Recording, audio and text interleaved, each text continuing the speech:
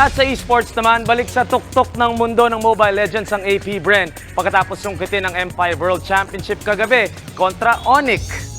Maganda ang naging simula ng mga Pinoy kung saan lumamang sila ng 3-1 sa Best of 7 series. Pero nagpakita ng exposure at determinasyon ng Onyx na pinangunahan nila Kyrie, CW at Sans. Nakakuha ang Indonesian team ng dalawang sunod na panalo para itay ang serye sa 3-3. Pero sa likod ng lahat ng bees na present sa Rizal Memorial Coliseum, nakahanap ng lakas ang AP Bren para kunin ang championship sa huling laro.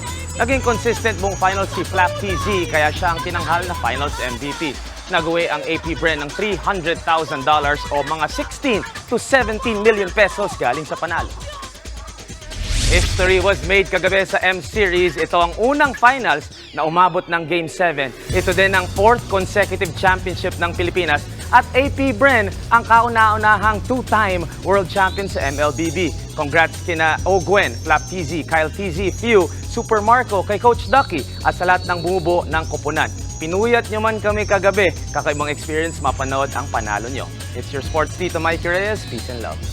What's up mga kapatid? It's your sports Tito Mike Reyes at huwag magpahuli sa mga umaaksyong bakbakan at harapan sa loob at labas ng bansa.